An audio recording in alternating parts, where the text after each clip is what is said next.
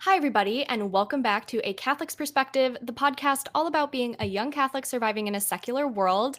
I just wanted to let you guys know that today, technically this podcast, not just today, this is the last episode of season 4. Season 5 will be coming back out in the fall, so make sure you stay tuned for that. But until then, make sure you're catching up with season 4 and all the wonderful interviews that we had this year. Okay, so I'm really excited for this episode because I have a friend with me today. Her name's Bree, and she's going to be telling us about her conversion, mainly from pornography to Catholic. And I am just so excited to have you, Bree. Thank you for being here. Hi, Amber. Thank you so much for having me. Yeah, Absolutely. So many people have probably heard about your conversion or know who you are. Did you want to just kind of tell them your Twitter handle so that they can recognize you? sure. You can look for me on Twitter. You can search Miss B Converted. You can find me there where I'm most active, as well as on Instagram. Wonderful. Yeah. So we're really excited to have you here today, Bree. This is going to be a wonderful conversation and a catalyst for a lot of good conversations amongst the followers. It seems almost surreal. It was like just the other day that I was watching your YouTube video on how to choose a confirmation saint, and Yes. here I am talking to you. It's all very exciting to me. Oh, that's awesome. No, I'm so glad because you never know who sees that stuff. We don't know who's going to be listening to this podcast either and Hmm. how it's going to change their lives. I know so many of my followers when they introduced me to your stuff and when you started converting and everything, they were like, you two are like one of the two main reasons I'm converting or I'm in Wow. RCIA. And I'm just like, that's beautiful. But then I was like, Yeah. but wait, who's Bree? And so then I was like, I got to look you up. Hmm. And then we started chatting and everything, and you're just such a beautiful soul. So it's going to be so Oh, great to thanks. kind of dive into this. I guess to just kind of start, we'll kind of like dive into your childhood and like how this all started, everything like that. Sure. Let's see. I was born and raised in Alaska, raised by a single parent. I was an only child. I was baptized into the Lutheran Church when I was 8 years old. And all throughout my life, I've loved nature, plants, animals, hiking, backpacking, camping. I was really active in my Lutheran youth group when I was in like junior high, high school. We took lots of backpacking trips together. We attended Lutheran youth conferences, both statewide and nationally. That was always fun. And I went to church camp every summer. And then I went off to college, and all of that just kind of fell by the wayside. Being raised with a single parent, only child household really gave me a lot of independence, but it also kind of forced me to be like the other adult in the household. My mom raised me in the best way that she could, and I thank God for that. And I thank God for, you know, the Christian upbringing that she gave me. But there were definitely things lacking. And I think that's one of the things is just given the opportunity to be a child. And I could see the results of that as soon as I went away to college, where it was like this newfound freedom, not freedom as in independence so much, but freedom as in I didn't have to be an adult anymore and I Yeah. could just kind of go crazy. I didn't have to go to church if I didn't want to. And those decisions all led me further and further away from God and just into a lifestyle of complete debauchery, promiscuity, recklessness, drinking. I pretty much spiraled out of control. I then moved back home for a year and attended college there, but it still wasn't anything that where my life really wasn't going anywhere. And I felt like I was just wasting money. And I thought I'd, do the whole, well, I'll take a year off and then maybe come back. Or I was intending to go back and I never did. At the time, it was just, I thought my life was fine, just like anybody else. I woke Right. up, you know, I was in my 20s. Isn't that what everybody does in their 20s? They party and they sleep around and they don't really have much regard for God. And, I'm learning that no, that's not how everybody lives. But that's what happened to me. And then After a little while, I moved across country, again, focusing on my Christian life. I attended church every now and then, kind of thinking it's almost like how people go to the gym, maybe like they'll go to the gym, in January because that's their New Year's resolution. And they'll do it a couple times and then they're like, I can't. I just only went every now and then and just continued with my destructive lifestyle. I prayed only when I needed something or wanted something. Please, God, help me with this. I just really had no purpose in life. Went, from one meaningless job to another and just was not happy. I think that's interesting too, because a lot of people these days have that exact same, I mean, obviously different variations, but the same outline of what happened to them in the sense of, oh, they were home and they were sheltered in some way, or they had too much responsibility. Finally, they were able to kind of just give all of that up and be free and make their own choices without their parents. But they'd never Hmm. been able to do that before. And so they had, a variety of different things in front of them. And I also think, especially in my own experience, when you're not told why you can't do something, you know what I mean? Like, Hmm. you're not given a reason, like, oh, drugs are bad. Okay, but why? Alcohol is bad. Okay, but why? Some things are bad in excess, but in Hmm. moderation, they're okay, like alcohol. But it's like if you're not giving people a reason, Hmm. then usually they're like, well, I'm going to test it out and find that reason for myself. And then after that, like you said, you went back to your house for a while and still didn't really change. And I think when we're young, for starters, and we're testing things out and we're just trying to figure out where we belong in the world, it's so difficult. It's really difficult. Hmm. So I totally get where you're coming from. And without the guidance that I had when I was younger, it was much more difficult. I feel like my life, while, not perfect or excellent or anything, and I didn't have as many struggles when I was involved in the youth group, when I had God in my life, when I knew who I could turn to, when I knew that I had someone who could help me. I still had him available to me in college, but I thought I could do it all on my own. I didn't, and it wasn't even a conscious thought of like choosing alcohol over God. It was just, this is what I want to do, and I'm fine. I'm fine. Right. And Everything's I think fine. that's another thing is we always tell ourselves like, I got it, Hmm.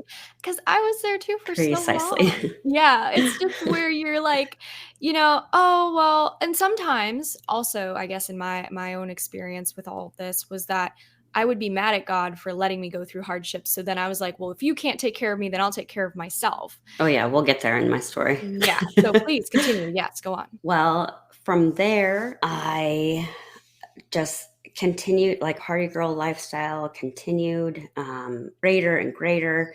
And I decided, I don't even know how I came about this decision, but I decided to write a blog about my lifestyle and introduce people to how fun and crazy my life was. I got a lot of support, and it seemed like this is kind of almost the sort of thing that what became popular in a way of just being more and more shocking and more crazy. Then the blog that I was writing attracted the attention of a pretty predominant financial dominatrix who explained what she did for work. For those of you, I'm sure most of you don't know what that means. A financial dominatrix is someone who dominates you for money, not just for money, but kind of regarding money. I would dominate men by using them for their wallets. It's almost like a game, if you will, of how much can I take from you? And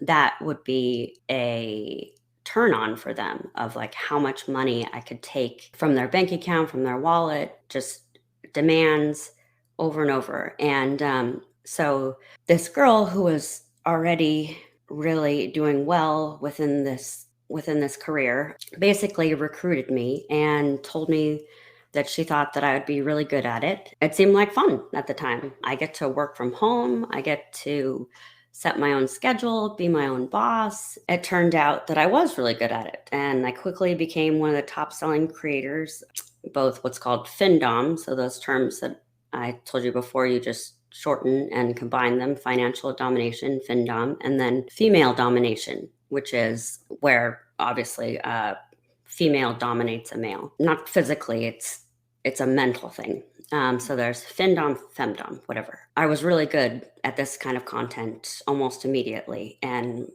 I'll take now to remind us that I was raised as an only child in a single parent household. So narcissism really came easy to me. It was always all about me.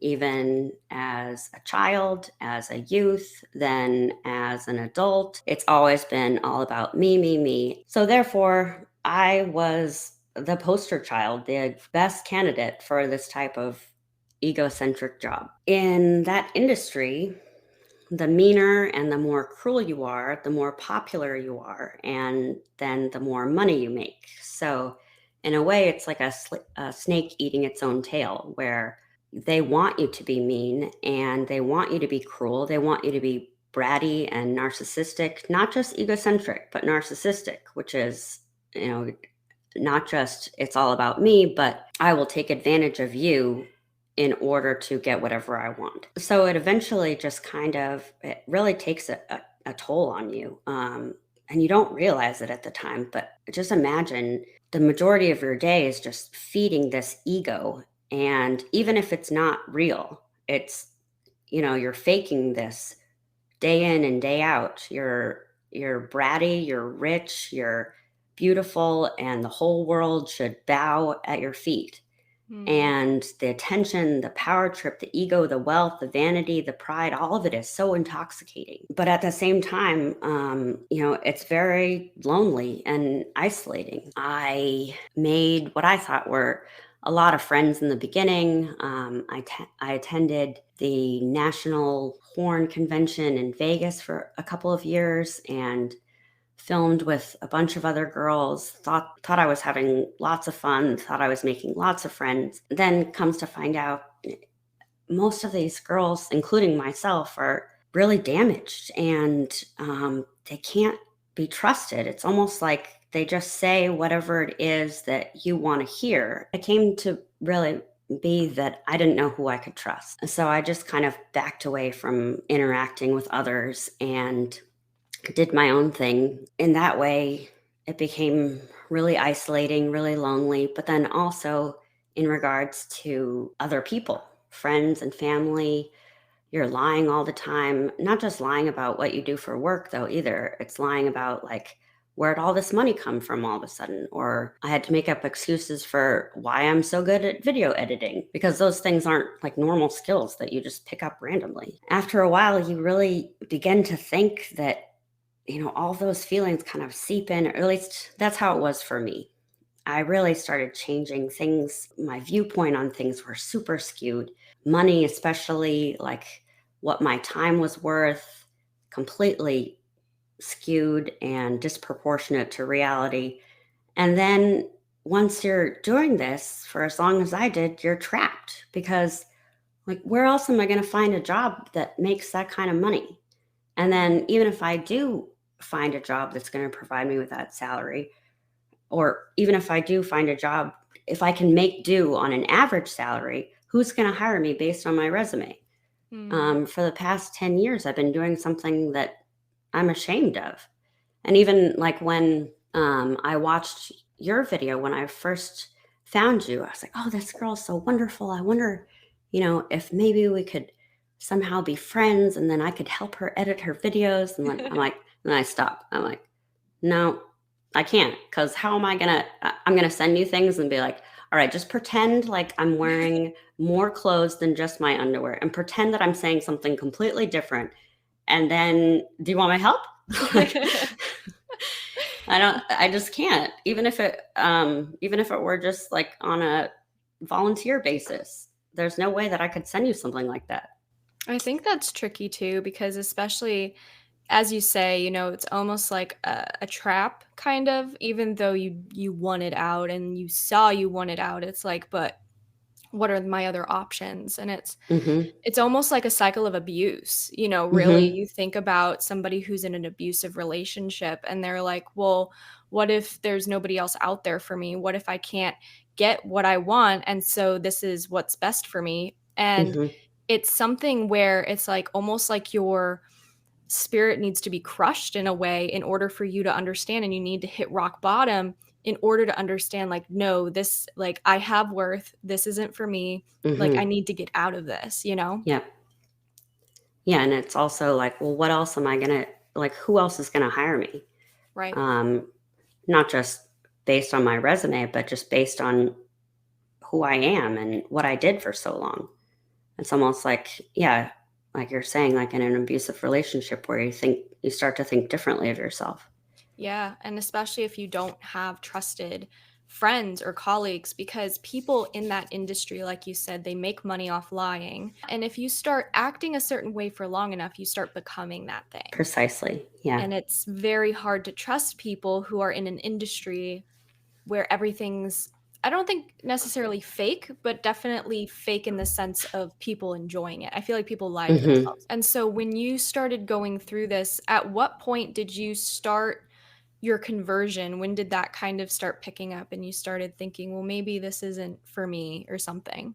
Okay. So the conversion actually doesn't really have a direct link to my pornography, at least in the beginning, because let's remember I was just going along and thinking, that I was like everybody else, that this is just fine. And my life is, this is as good as it gets. I do feel like I had a sense of God in my life ever since my youth, but it was more of the you know, Protestant way of thinking of like by faith alone. So it wasn't like I thought any of my actions had any relevancy to my faith. About 3 years ago, I suffered a tragedy. It's the worst thing that has ever happened to me. I broke down completely. I prayed harder than I ever have in my life. Did you know that the definition of tragedy is something that shouldn't have happened or that could have been prevented? I think that's Oh, I didn't a know that. little bit of trivia that relates. Mhm. So there's just absolute pain. And like I said, I prayed harder than I ever have before. I remember kneeling down in the swamp area of my backyard. I tripped and fell, and I got down on my knees, and I remember my knuckles being white from how hard I was squeezing my hands together. And he did nothing. Jesus did nothing. And he could have done something, but he didn't. That's the way I felt for a really long time. Now, in hindsight, I do really believe that Jesus answers all prayers, just not necessarily in the way that we expect and not necessarily in the way that we want. But at the time, I thought he did nothing. God turned his back on me, and so I did the same. Not that we had a great relationship before, but I told him, you know what? Any kind of relationship that you thought that we were going to have or that you wanted from me, no.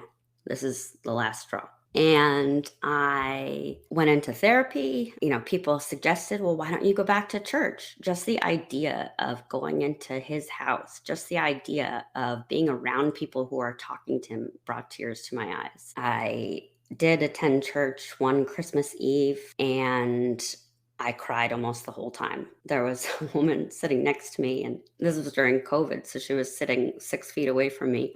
She like slid all the way next to me in her mask and leans over and says, "May God bless you." And that just sent me into hysterics. I had to leave. I went to the bathroom, fortunately had like a vape pen. I'm smoking weed in the bathroom of a church. Like, what is the matter with me? And not only am I smoking weed in the bathroom of a church, but I'm doing it just so that I can stop from crying hysterically. Like, my life is not going well at this point. And Oh, the no. fact that that woman would slide all the way over and break these laws that we had of 6 feet of separation, and just it sent me into complete hysteria. Yeah, this is my state of mind. Despite going to therapy once a week, this has been my state of mind. Up until pretty much last spring. Now, last spring, I had an opportunity to visit Italy, and so I took it. And I was very excited. I love travel, but I've only been to Scandinavia as far as Europe. I love art. I mean, the best art in the world is really located in Rome. And so when you go to Italy, you go and your major destination is going to be churches and basilicas because that's where all the greatest art is. I did a lot of research beforehand, and I had about 6 months to do research, and I discovered there were hundreds of churches that I wanted to go to. And remember, at this point, it was just for art appreciation. It wasn't like I was like gonna forgive God or anything. So I am visiting all of these churches and basilicas, and I had brought a veil with me because I knew that Catholics, these crazy Catholics, they, wear veils on their heads, and they're always crossing themselves and kneeling. And so I thought, well, maybe I'll do that, when in Rome, that sort of thing. So I started doing that almost just like as like a tourist initially. I wore a veil when I would go into a church. I would kneel and cross myself. It's kind of like what we were talking about before with detrimental habits, which then kind of become actual habits. This is the same sort of thing, but in a beneficial way. I still was mad at God, but I was able to go into these churches and appreciate the artwork. I was able to go into a church and not cry hysterically. Let's start with that. Was like a triumph. And then also I was able to appreciate the artwork. And then something sort of kind of changed in a way that I was appreciating the artwork not only for its beauty, but the beauty really began to almost like it was pierced my heart in a way that I started appreciating it for its theology as well. And opposed to a Lutheran church, all of the churches in Rome and all the Catholic churches will have the crucifix right there, right smack dab in your face, as soon as you walk in, on display, his priceless gift to us. It started to change a little bit when I would kneel, when I would cross myself, I would look at him on the crucifix, or I would look at him in the tabernacle, and I'd say, hello, nice to see you again. Aw. Just little first steps. But really, what the amazing change was as I started to notice Mary. As a Lutheran, I never really thought much of the Mother of God before, which is very strange in and of itself. But I started seeing her everywhere. I started seeing her in side chapels, in basilicas and churches. She was there. She was there in church. I'd never seen that before. She was also in other places, just randomly. They're called edicolas in Italian, and they're like just little paintings that are up on a street corner. There's a lot of old walls in Italy, and so if you just look up, you'll see Mary everywhere. Saw her in other places too, like on we went to a coffee shop regularly every morning, and I noticed maybe like 3 or 4 days had gone by, and the regular barista who we became kind of friends with, even he had Mary like on a bracelet. I was like, wow, look, there she is again. What's happening here? I thought it was kind of fun how she's always in the church, not necessarily right smack dab in your face the way that Jesus is, but she's somewhere around. So in each church, I started kind of going to seek her out. Then when I would find her, sometimes I would kneel and talk to her. Sometimes I would just talk to her from a standing position. But I found it was really easy to talk to her, opposed to talking to God or Jesus. The reason it was easier for me to talk to her is because, sure, she's immaculate and sinless, but she's also human. And Mm. she also went through a great tragedy, and she did it with grace and with beauty and with mercy. And in a way, it was much easier for me to talk to her because she had gone through loss. Mm. Um, and she was human, also a mother. She had suffered so much that I really felt like I could relate to her. And that was, I think, a big part of my conversion was beginning again to talk to God, but first through Mary. Right. I definitely think, it reminds me of all these stories of when Catholics have been trying to find their confirmation saint and they're like, oh, maybe I'll go with this saint. But then it's called saint stalking, and it's basically Okay. where a saint specifically wants to be your confirmation saint. Like Saint Therese of Lisieux, I don't know if you've heard about this, but if you are looking for a confirmation saint, sometimes she'll reveal to you that she wants to be your confirmation saint. She'll pop up Mm-hmm. places, she'll leave roses for you. Ooh. She'll there's like so many things where you're like, okay, this is obvious. This saint obviously wants to be my friend. And there's other things that happen too. For me, it was Saint Francis of Assisi, and because stray animals kept showing up at my house all the time, and I'd be Hmm. able to catch the loose dogs, find homes, like there were so many things. And then on top of that, Saint Francis rebuilt the church in a way. He was Mm-hmm. he was very helpful, and that's one of the kind of images I have in my head with my ministry is just trying to, help people stay in the church, not go Mm-hmm. outside of the church and try to reform it, but stay in Mm-hmm. the church and reform Mm-hmm. it. So that was an image I had. But it's really interesting because Our Lady was clearly like, "Oh, I want this one. This one's mine. Thank Mm-hmm. you." I like to think of that too. It's funny because speaking of St. Francis, I also we went to several different places in Italy. And one of the places that I really wanted to go to was Assisi because of St. Francis. I've always really been compassionate and loving with animals and nature in general. And I really feel like St. Francis is like a gateway saint almost. So I really wanted to see where his story took place. And since I was going to be in Italy anyway, I made plans to also travel to Assisi. St. Francis was great, but the star of that trip was St. Clare. And she actually was the one who became my confirmation saint.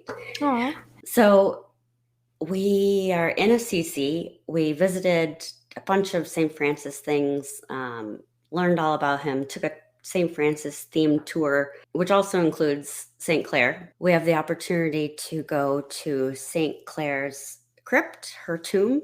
Oh, wow. And so I remember standing in line, going underground. There's a chapel set up there with kneelers, and then you can actually view her body, and there's kneelers right there in front of her grave as well. I'll go and talk to St. Clare, and so I know of her through my research, so why not? I had no idea what change awaited me. I Mm. got to the front of the line. I knelt by her tomb. I closed my eyes, and I just immediately started crying. And it wasn't a sad cry. It was almost like when you're a child and you fall down and you like immediately start crying, and there's like no time that goes by between what affected you and when you start crying, and it's almost like it's happening all on its own. But it Mm. wasn't a hysterical cry. It wasn't a sad cry. It was just tears. Now, I'm not saying that I'm a mystic. What I am saying is I had a vision of St. Clare. She came to me. So, what happened was I closed my eyes and I saw her, and she was sitting there. She was wearing this white and golden gown, and she had her legs together. She showed me her lap. She showed me the inside of her arms, and she opened up her arms to me and she said, "Put her here." Her meaning my tragedy, my loss. So engrossed in my own loss and my own pain and my own guilt, not of my lifestyle at this point yet, just of this tragedy that occurred. And I remember feeling relief. Mm. She said, "You could put her here. Like, look at how soft my arms are. Look at how nice my lap is. You could put her here." And I just remember feeling relief. Not Mm. complete relief, but just some small amount of relief. And now looking back on it, I really think what she was telling me is not just my loss and my tragedy, but the weight that I'd been carrying. I can give it to her and she can bring it to God. And I don't have to do all this on my own anymore. And I don't have to live every day feeling like I can't go on. It's crazy how sometimes, in Divine Mercy, they say, the greater the sinner, the greater is their right to my mercy. I like that. Something like that. Jesus said that, and so I think, Jesus can find a way to anybody. if Hmm. they're open to it. And you definitely seemed True. like you were Yeah. open to it. Hmm. I needed something. So then after I got home, it still took a little while. I liked those feelings that I had in Italy. I liked that feeling of interacting with Mary and Jesus and kneeling and being penitent on a daily basis. And so I started going to Mass just every now and then, maybe like every other week or something like that. And just mainly to try to reconnect with those feelings that I had in Italy. The real turning point was I'm starting to think that maybe I'd like to do this on a regular basis, go to Mass, be happy, pray. So I decided to make an appointment with and talk to a Catholic priest. So I do that. Uh, I'm kind of awkward at first. I don't really know, what do I call you? Do I need to cross myself? He's like, no, we're just in my office. Why are you such a weirdo? I remember, again, crying a lot, just talking about my tragedy, talking about my experiences. But the main thing I remember is that he told me that God loves me and God wants me to be happy. I remember leaving his office lighter than air, again, crying. I texted my mom, even like I talked to a Catholic priest, and he told me that God loved me and wants me happy. And she's like, oh my gosh, that's amazing. I'm so happy for you. This is from, an old school Lutheran. So that's saying a lot that she was really happy. And it's even saying a lot that I texted her immediately just to tell her that. And really at that point, just everything changed. And I felt like maybe I could be whole again. I felt like maybe I could go on with my life. It wasn't really until then that I realized that I had determined that I wasn't going to go on with my life. Like, this is it. This is just how I was going to be, in despair, living pretty much hour to hour, feeling unhappy all the time. And when he told me that, I felt like this pulsing warmth, this love. I felt loved and I liked it. And then after St. Clair, everything changed. And then after the priest, everything really changed. And I decided, yeah, I want this feeling. I want this happiness. I want to be a Catholic. So that's pretty much when I started RCIA. I went to talk to the priest. In a way, I was asking him about the RCI program and when it was starting. It just so happened that it was starting 2 weeks from the time that I met with him. But I wasn't ready to jump in with both feet just yet. I wanted to see what he had to say first. And after talking to him for about 45 minutes, I was like, sign me up. When are we starting and where do we meet? I needed to adjust my lifestyle. I couldn't go on living the way that I did. I'm not talking about just my grief, but also my career choice and the way that I treated people, the way that I felt about myself or felt about other people. And I really realized I didn't like myself. I didn't like what I was doing for work. I didn't like the things that I had done. I just felt disgusting and unworthy and in desperate need of change. To be honest, I was really nervous about giving up my lavish income and all that goes along with that. But I knew that in order to become truly happy, and I had to just, get rid of everything, shut everything down. So on January 1st of this year, I started with Twitter. I made an announcement that I was shutting everything down, that I was converting to Catholicism. This is who I was going to be from now on. I really felt like I needed to own up to not only what the detrimental things that I had done in the past, but also how I'm changing my life and how I am doing things to benefit myself. It seems like a weird thing to own up to, but like in that lifestyle, saying things like, I'm going to go to church every week is, not really the most popular of tweets. Really, I only meant for that tweet to be digested or observed by my followers. I thought that, they, in a way, deserve to know what was going on. Also, maybe in some way, I could even inspire others to consider changing their own lifestyles. I thought that I would probably lose a lot of followers and then just be grateful for the people who didn't unfollow me. And not to say like, oh, I'm so glad I haven't, my follower count hasn't gone down.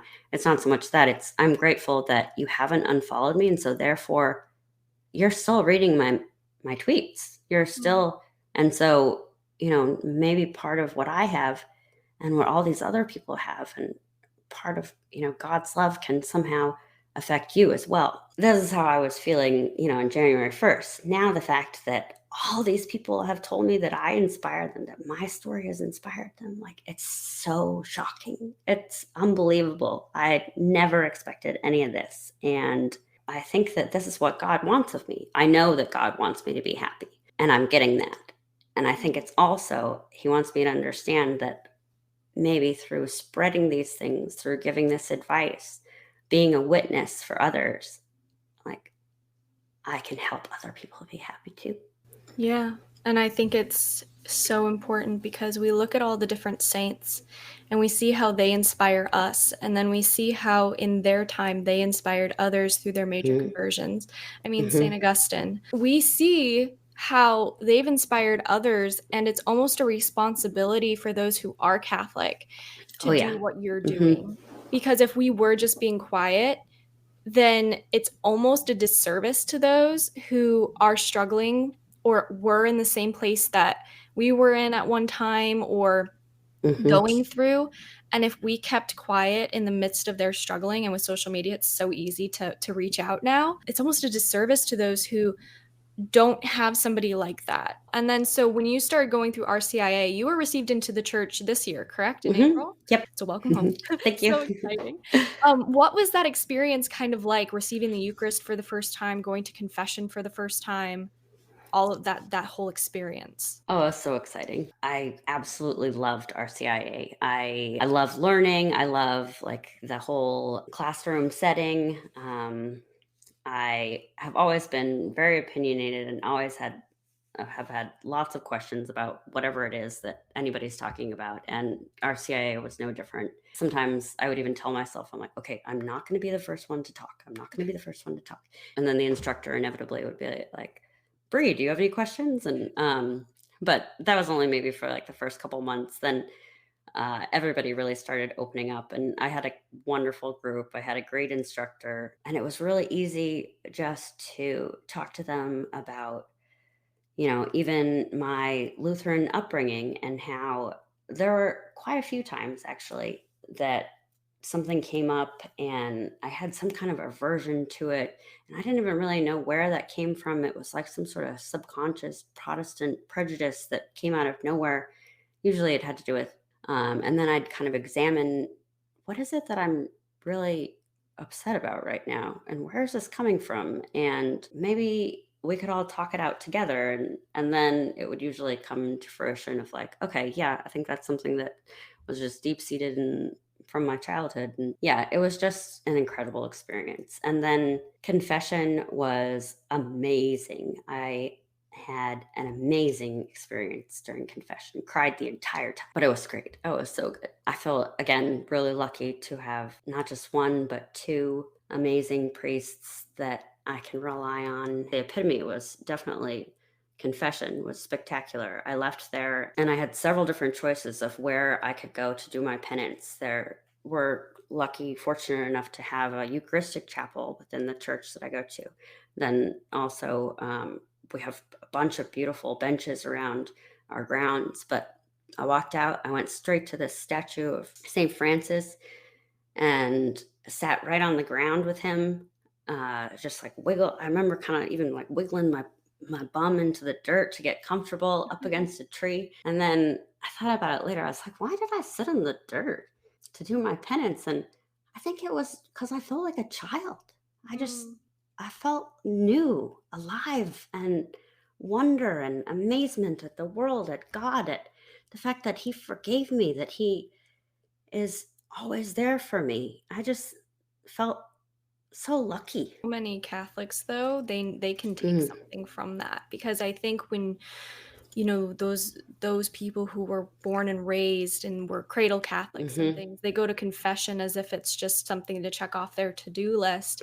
Yeah. And I think this is a great reminder to people to be like, no, like there is spiritual stuff going on. Like this is Hmm. super powerful, sometimes more powerful than exorcisms. Like Hmm. this is a chance to be renewed. Take the chance, you know? I read Scott Hahn's book, Rome Sweet Home. It's Yeah. a great book. And that's one of the things that really struck me is he said, sometimes it takes an immigrant to remind people of like why we do things or what's important.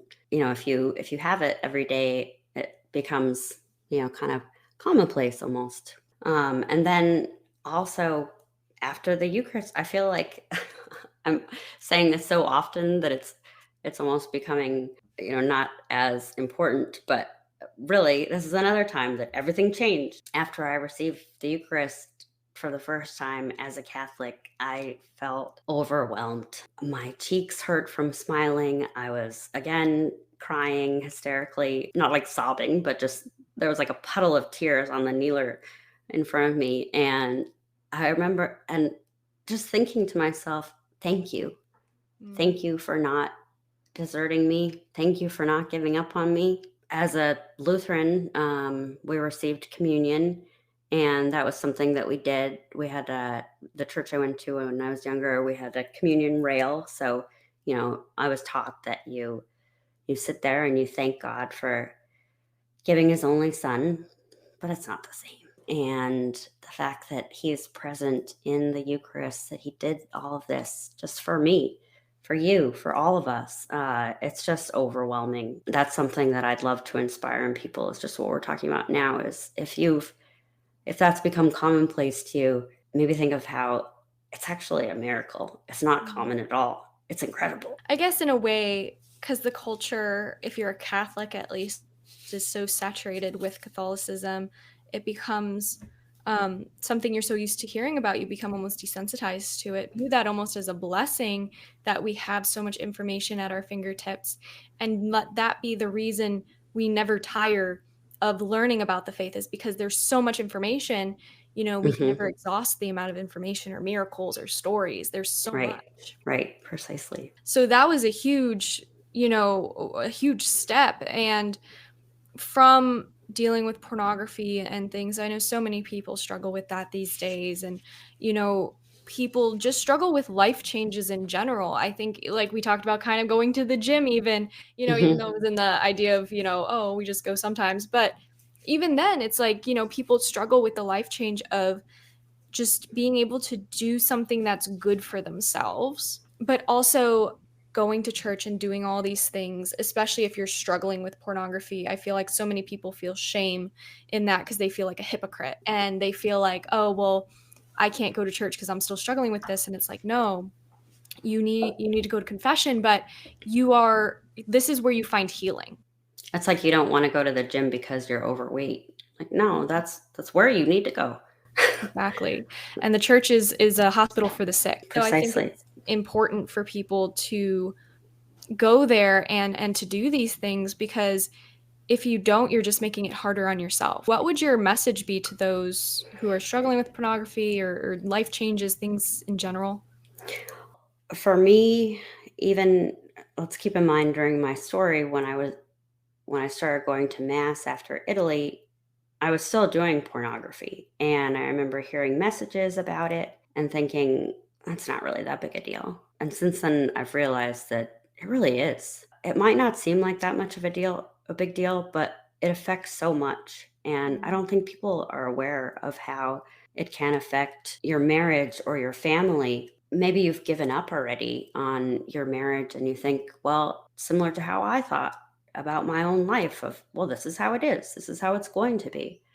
But just stop and think for a minute like, what would that look like if you had a marriage where you were physically, spiritually, mentally, and emotionally bonded with this other person? Imagine that. And imagine, and like, that can't happen when there's a wedge between you, like pornography. Those issues are usually really in the forefront. But one thing that I never realized is how much it affects sex trafficking. And I think that that is a really big deal. I think you can say all you want that pornography is not a big deal, but sex trafficking is. It's horrific. It's one of the most disastrous things affecting our world today, and especially targeted, especially children are targeted. And by producing pornography, by consuming pornography, you are supporting that. You're not Mhm. just supporting that, but are you like a content provider on OnlyFans? Have you researched how OnlyFans got its money? I don't know. Maybe you should look into that. Uh, what about the sources where you get your pornography? Are they supportive of illegal acts and child abuse? Maybe you need to look into that. What you're consuming does have an effect, and what you're Mhm. not consuming also could have an effect. And we tell ourselves that porn is a good thing. I remember, I've heard this numerous times of like, well, if I have some sort of, seedy fantasy or maybe even quasi illegal fantasy, well, I can watch it being acted out in pornography, and therefore I won't go out and act on these fantasies myself in the real world. No, I mean, come on, Yeah. like, that's not going to work. It's just going to feed your fantasy, and then pretty soon it won't be enough anymore. In a way, it makes sense if you just want to look at it from a scientific standpoint. It's like anything else that increases your serotonin. Like, you're feeling really good physically, you're feeling really good, and so your body is going to tell you that you need these good feelings over and over and over again. um but it's like anything else that'll just give you a quick fix. It's Mhm. it's not a long-term fix, and it doesn't make you feel good. And I have two things that I really wanted to read out if we have enough time. Yeah, go for it. Okay. These are tweets that I have sent about porn specifically, and I wanted to read them just because I think that it's important, and I think that it is basically what I'm trying to make into my message. I'm not quite confident to say them all the time to people, because, like I said, who am I to give advice? But I also think that if I'm not the one who's going to tell you, then maybe no one will. And I Mhm. want to be the one. To women, stop creating porn. Stop selling yourself on OnlyFans. Stop treating your body like a commodity. You were made for so much more. The dignity and sacredness of your body is not made to be used and discarded after a moment of lust. I speak from experience. It's easy to succumb to the lure of easy money and the lie of female empowerment. But for every $1,000 you earn, you end up losing so much more. You lose your warmth and femininity. You replace it with a false sense of power, pride, and ego. But in truth, it's all a lie. You lose your perception of true beauty and indelibly corrode your own beauty. You lose your ability to engage in self giving love, and you jeopardize future fulfillment. You ruin marriages. You destroy many men. You send them into a spiral of addiction and despair. You bring discord and distrust into marriages. You break apart families. You help introduce children to porn at young ages due to the ubiquitous nature of porn on the internet. You unwittingly partner with evil enterprises and evil men. Your self degradation ends up funding the sex slavery of millions of children.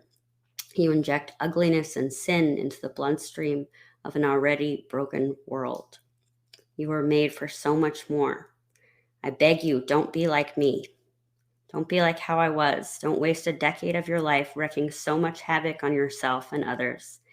God is love. You were made to give love and to receive love.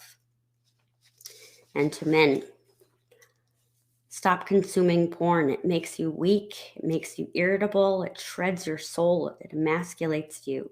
It makes you unable to engage in true intimacy. It dissolves genuine connection with others. It drains your masculinity. It isolates you. It makes you unattractive to women who could otherwise love you and be attracted to you. It corrodes your ability to perceive true beauty. It makes you stupid. Those who create porn don't care about you at all. I know this because I helped do this to you. And I didn't care about anything. I didn't care about you. All I cared about was the money you provided for me.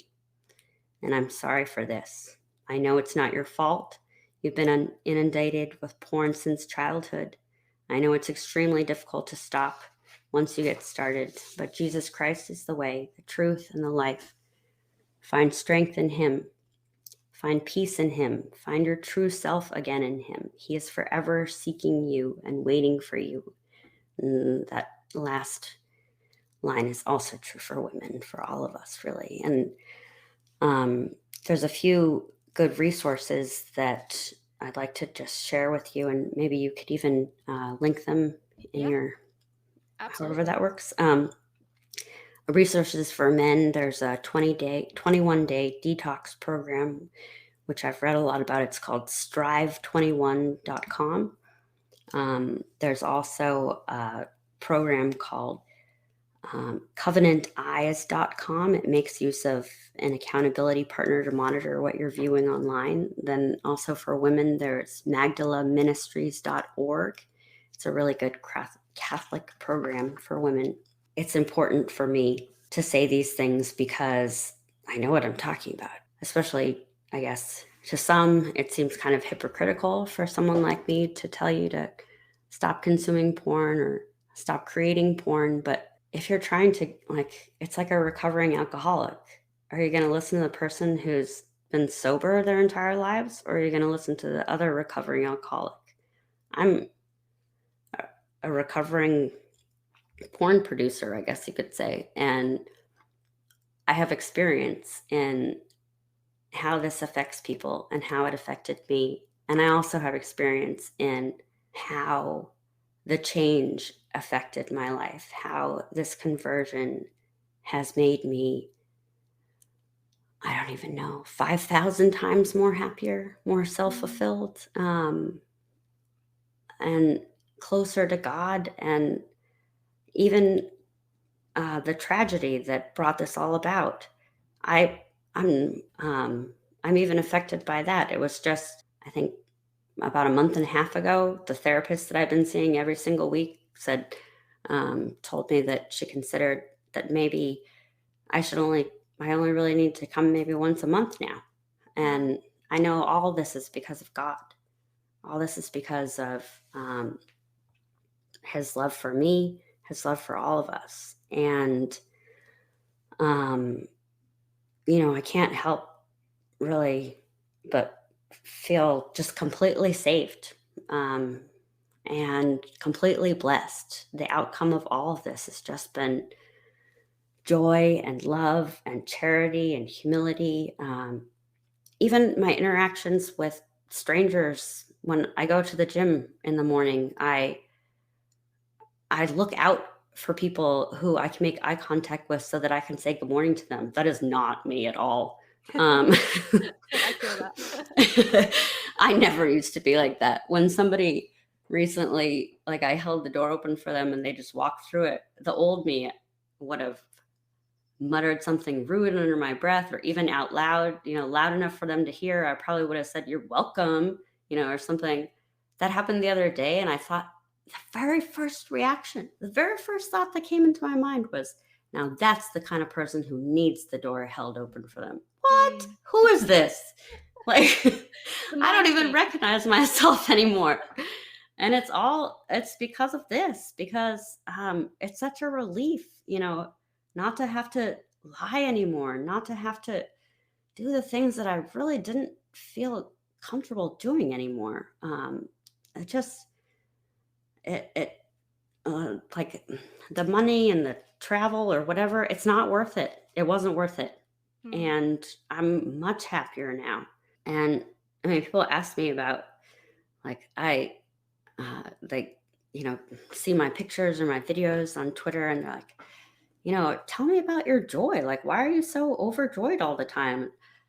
Well, you know my story. How could I not be overjoyed? My life is so much better now.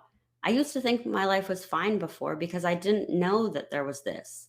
Mm. and or I didn't know that it was available for me. I saw happiness in other people. My godmother has always been a person who she's just the nicest person ever, and always just love, love, and happy, happy. And I think she's one of the only people in my life that I've ever seen like that until now. And not only do I see that around me all the time now, but I also recognize it in myself. I find myself being nicer to people, being more sympathetic to others. Um, and I just think that this is God's love. And really, the most Christ like thing that we can do to love one another in a way that's beneficial to them. I guess I should put in that caveat. But there's just so much joy and so much hope for my life now. Like within my story, I think I mentioned several different times that I, you know, have been hysterical and wallowed in depression, um and I just don't do that anymore. I have these resources that I never had before. And I mean, I guess I always had them, but now I use them, and now they're truly things that I rely upon and bring me joy and bring me satisfaction and fulfillment. Um, and it's been a complete turnaround and just wonderful. Yeah, no, that's beautiful. And thank you so much for sharing because I know for sure people are going to be inspired, but it's also going to help so many of those out there who are struggling with this. And just to have a little bit of, conviction and proof and also Hmm. inspiration that you can come out of this, like you're going to be okay. And it's not the end of the world. Just turn towards Christ. Like his love, his mercy will heal you. Hmm. I think that's so important. So thank you so much for sharing. Did you want to share Hmm. about your jewelry business before we go real quick? Well, you can find me nowadays on Etsy. Actually, I now design and produce rosaries, and again, it's just completely changed my life. I knew that I wanted to give up pornography, and I knew that I wanted to do something that would be different, but also ideally, wouldn't that be wonderful if I could do something that, opposed to my previous career, brought faith and hope and love to people. And I studied jewelry design when I was younger, and I've always been artistic and creative, so I just kind of thought, well, maybe I'll try this. And again, never really expecting it to go anywhere. And the amount of support has been overwhelming, just completely outrageous. And I'm just shocked at the success. But even more than that, I'm just incredibly grateful that I'm able to do this for work, and in just doing something that keeps me connected to Jesus and Mary on a daily basis, but also that I'm able to provide these things for people. And that mainly what still shocks me is that people come to me with requests, and we work together to design something specific as a gift for someone, like niece's first communion or someone's daughter's confirmation. Making something beautiful and prayerful for these people is just so fulfilling to me, especially in comparison to my previous work. And I mean, then nothing I did bettered anyone or made me feel special about anything. And all that work did was really just bring me deeper into the sides of, or into the sins of pride and lust and vanity. And my heart is just so full now. And I still work from home, but I no longer feel isolated. And I love what I do for work. I love sharing it with others. I can talk about it without lying. It's just it's just wonderful, and it's tremendously fulfilling, and I'm so grateful to God for this new life. And I'm really grateful to you, people like you. Um, I wanted to give a special shout out of thanks, if I could, real quick, to Keith Nestor, who's been super supportive. We love Keith. Yeah. What's up, Keith? Um, and keep rocking the rainbow. Um, and just so many people out there have been tremendously supportive and willing to do all sorts of things for me. And so many people have sent me books. And I know your listeners can't see, but Oh, Amber, you wow. could see like all these books that people sent me. My gosh, um, it's going to take me months to get through all of them, but I'm so grateful and so excited for this opportunity. That's awesome. And I wanted to maybe, if that would be appropriate, just say a prayer for Yeah.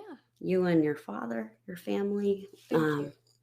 Dear God, if you could please bless over Amber, bless over her family, look over, watch after her father, and please give them the strength that they need during this difficult time. Thank you so much for this wonderful opportunity for friends like Amber. And thank you so much for this opportunity to change my life for the better.